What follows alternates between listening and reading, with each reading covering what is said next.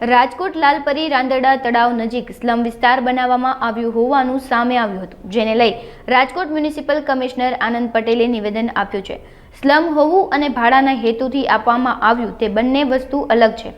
આ સમગ્ર મામલે તપાસ કરવા અધિકારીઓને આદેશ આપવામાં આવ્યા છે। જો ખોટી રીતે સરકારી જમીનો પર દબાણ કરવામાં આવ્યું હશે તો દૂર કરવામાં આવશે।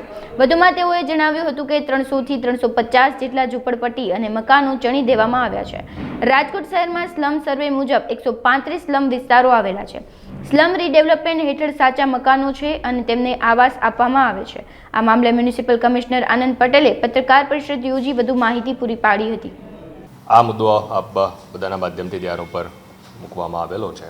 આપણા રાજકોટ મહાનગરપાલિકા હસ્તક અલગ અલગ સ્લમનો ભૂતકાળમાં સર્વે થયેલો છે અને એ પ્રમાણે આપણે 135 જેટલા સ્લમ આપણે આઈડેન્ટિફાઈ કરેલા છે।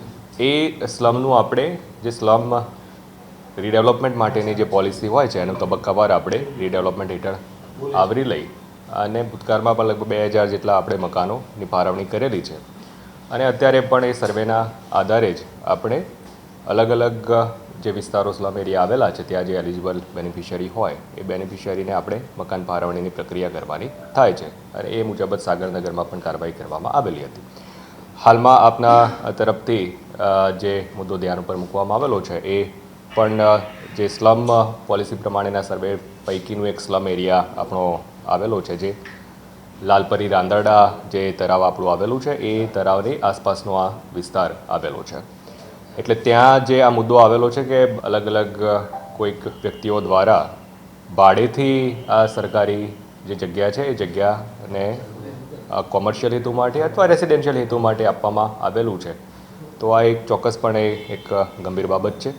એટલે એની ડિટેલ ઇમિડિયેટલી ચકાસણી કરવા માટેની સૂચના આપેલી છે અને જો આ પ્રકારેનું એકચ્યુઅલમાં જો ભાડેથી એ જગ્યાઓ આપવામાં આવેલી હોય કોઈ પર્ટિક્યુલર વ્યક્તિઓ દ્વારા, એક સ્લમ હોવું અને સ્લમનો ભાડાના હેતુથી આપવું એ બંને મુદ્દાઓ અલગ છે। કોઈ વ્યક્તિઓ બેનિફિશિયરીઝ ત્યાં વર્ષોથી સ્લમ બનાવી પોતાની રીતે રહેતા હોય તો એ ચોક્કસપણે બેનિફિશિયરી હોઈ શકે છે અને એ બેનિફિશિયરીનો એને લાભ આપણે જે ગાઈડલાઈન પ્રમાણે આપવાનો થતો હોય, પણ જો ભાડેથી એ આપવામાં થતું હોય, કોમર્શિયલી આવી રીતના કોઈ યુઝ કરતો હોય તો એ ચોક્કસપણે ગંભીર બાબત ગણી શકાય અને એ પ્રમાણે એમાં ચોક્કસ જે પણ કાર્યવાહી કાયદાકીય રીતે લેવાની થતી હોય એ સુનિશ્ચિત કરવાની રહે છે। આ મુદ્દો હાલમાં ધ્યાન ઉપર આવ્યો છે। ઇમિડિયેટલી જે તે સંબંધિત ડિપાર્ટમેન્ટને તાત્કાલિક અસરથી સ્થાનિકે ચકાસણી કરી અને એનો અપડેટ કરવા માટેનું જણાવવામાં આવેલું છે અને મેં વાત કરી એમ જો સાચા બેનિફિશિયરી હશે તો એ પ્રમાણેની ચોક્કસપણે અલગથી કાર્યવાહી કરવાની થાય, પણ જો ખોટી રીતના એનો કોમર્શિયલ હેતુ માટેનો ઉપયોગ વગેરે થતો હોય તો એમાં ચોક્કસ કાયદાકીય પગલાં લેવાના। મેં વાત કરી એમ આપણે જે સ્લમનો સર્વે થયેલું છે ને એ સર્વે પ્રમાણે ગેઝેટ નોટિફિકેશન પણ એનું થયેલું છે। એ પ્રમાણે આપણા લગભગ 135 જેટલા સ્લમ એરિયા આવેલા છે। અમુક નાના સ્લમ એરિયા છે, અમુક મોટા સ્લમ એરિયા છે। એટલે ચોક્કસ જો આ એરિયાની વાત કરીએ તો જે પ્રાથમિક જે સર્વે પ્રમાણેનું લગભગ કહી શકાય કે 300-350ની આસપાસ નાના મોટા મકાનો, નાની મોટી દુકાનો એ પ્રમાણેનું ત્યાં આવેલું હશે। ચોક્કસ આંકડો ચોક્કસ 1 to 1 એનો હાઉસ ટુ હાઉસ રીસર્વે થાય ત્યારે ચોક્કસપણે આપણે જાણી શકીએ, પણ જે ભૂતકાળના સર્વેના આધારે આપણે કહીએ તો લગભગ 300 થી 350ની આસપાસનું ત્યાં ઝૂંપડા મકાનો એ બધું આવેલું હોઈ શકે છે। હવે એમાંથી જે મુદ્દો આપણે ઉપસ્થિત થયો છે કે ભાડેથી આપવામાં આવેલી છે, તો કેટલી ભાડેથી આપવામાં આવેલી છે, કેવી રીતના ભાડેથી આપવામાં આવેલી છે, ભાડેથી આપવામાં આવેલી છે કે ગેરકાયદેસર રીતે વેચાણ વ્યવહારો કેવી રીતના કોઈ કરવામાં આવેલા છે ઇલીગલ, તો એ ચોક્કસપણે તપાસનો વિષય બને છે અને જો એ પ્રમાણેનું કરેલું હોય તો એ ચોક્કસ ગંભીર વિષય પણ બને છે।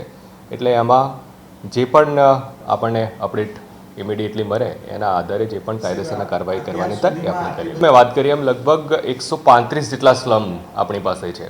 એટલે આ સ્લમ બિલકુલ નવા જ બનેલા હોય એવું પણ નથી। આ જે સર્વે પણ થયેલો છે એ લગભગ 7-8 વર્ષ પહેલાંનો સર્વે થયેલો છે અને અમુક વિસ્તારો છે જૂના વિસ્તારો પણ એમાં હોય છે અને એમાં પણ નવા મકાનો બનતા હોય છે અથવા તો જે મકાનો જૂના હોય તો જૂના માલિકો ત્યાંથી નીકળી જતા હોય છે, નવા માલિકો આવતા હોય છે। આ પ્રક્રિયા ત્યાં ચોક્કસપણે ચાલતી હોય છે। એટલે મેં વાત કરી એમ 135 જેટલા સ્લમ એરિયા આવેલા છે ને એનું સ્લમ રીડેવલપમેન્ટ હેઠળ આપણે તબક્કાવાર જેને સાચા બેનિફિશિયરીઓ હોય એને મકાન આપવાની પ્રક્રિયાઓ પણ આપણે ભૂતકાળમાં પણ કરેલી છે અને ભવિષ્યમાં પણ આપણી પાસેના ઉપલબ્ધ મકાનોના આધારે એ કાર્યવાહી આપણે કરવાના છે. પણ ચોક્કસપણે આ મકાનો ક્યારે બનેલા છે, કોમર્શિયલ એક્ટિવિટી થતી હોય તો ક્યારથી થાય છે, એ ચોક્કસ એ તપાસનો વિષય બને છે અને તપાસમાં જો આ રીતનું આવતું હોય કે ભાડેથી કે રીતના આપેલા છે તો એ ચોક્કસપણે એમાં ગંભીર મુદ્દો બને છે અને એમાં કાર્યવાહી સુનિશ્ચિત કરવા. બિલકુલ આપનો મુદ્દો સાચો છે. મેં એ જ વાત કરી કે ભૂતકાળમાં વર્ષોથી કોઈ ઝૂંપડાઓ બનેલા હોય, રાઈટ, અને વર્ષોથી એ લોકો ત્યાં રહેતા હોય તો એ માટેની એક ચોક્કસ જોગવાઈઓ કરવામાં આવેલી છે. એના બેનિફિશિયરી ગણી 2010 પહેલાંના જો એની પાસે પુરાવા હોય તો એ ચોક્કસપણે એને જૂના ઝૂંપડા, જૂની સ્લમ એરિયા ગણી અને એ સાચા બેનિફિશિયરીને લાભ આપવા માટેની અલગથી વ્યવસ્થાઓ કરવામાં આવેલી છે. પણ જે લોકો કોમર્શિયલ યુઝ કરતા હોય અને સાથે સાથે જો આવા કોઈ ઇલીગલ વેચાણ વ્યવહાર વગેરે કરતા હોય અથવા ભાડું ઉઘરાવતા હોય તો એ ચોક્કસપણે એ કાયદાકીય રીતે ગંભીર બાબત છે જ અને એમાં કાર્યવાહી સુનિશ્ચિત કરવાની. એક મુદ્દા ઉપર આપને ધ્યાન મૂકી રહ્યો છું કે જે મુદ્દો ધ્યાન ઉપર અત્યારે આવ્યો છે કે કેટલાક લોકો દ્વારા ભાડેથી ત્યાં ચોક્કસ એટલે એ તપાસનો વિષય ચોક્કસપણે બને છે અને સ્થાનિક લેવલે એ તપાસ કરી સ્થાનિક જે લોકો છે એ લોકો સાથે સંકલન કરી અને અલગ અલગ માધ્યમોમાંથી એની ડિટેલ મેળવી અને કાર્યવાહી એમાં કરવાની થાય. એટલે એમાં જે પણ કાર્યવાહી કરવાની થશે ચોક્કસપણે એ કાર્યવાહી આપણે સુનિશ્ચિત કરીશું. હા, એ મુદ્દો ધ્યાન ઉપર આવેલો હતો. ઇમિડિયેટલી ત્યાં સ્થાનિકે ટીમ મોકલીને એની ચકાસણી કરવામાં આવેલી હતી. જે 2 કોમર્શિયલ, એક નમકીન અને એક ડેરી ત્યાં આવેલી હતી, એમના દ્વારા સીધું આ પ્રકારેનું ઇલીગલ કનેક્શન લેવામાં આવેલું હતું. એ કનેક્શન રિમૂવ કરવામાં આવેલું છે અને એમાં પોલીસ ફરિયાદ પણ દાખલ કરવામાં આવેલી છે. એક મેં વાત કરી એમ બચ્છુ ડેરી કરીને એક કોમર્શિયલ ત્યાં દુકાન આવેલી છે અને સાથે સાથે નમકીનની એક JK નમકીન કે પ્રકારના નામ ધરાવતી કોઈ એક દુકાન ત્યાં આવેલી છે. આ બંને દુકાનદારોના જે સંચાલકો છે એમના વિરુદ્ધ પોલીસ ફરિયાદ એમાં દાખલ કરવામાં આવેલી. આ મુદ્દો અત્યારે ધ્યાન ઉપર આવેલો છે એટલે ઇમિડિયેટલી સંબંધિત શાખા અધિકારીઓને સૂચના આપેલી છે કે તાત્કાલિક અસરથી સ્થાનિકે આ બાબતની તપાસ કરે અને મેં વાત કરી એમ કે જે સાચા બેનિફિશિયરી છે અથવા તો ખોટી રીતના ભાડેથી વગેરેથી પ્રવૃત્તિ ચાલે છે એ ડિફાઇન એમાં ઇમિડિયેટલી કરવાનું થાય છે. એટલે જે લોકો સાચા બેનિફિશિયરી છે તો એ સાચા બેનિફિશિયરી માટેની અલગથી વ્યવસ્થાઓ ઓલરેડી કરવામાં આવેલી છે.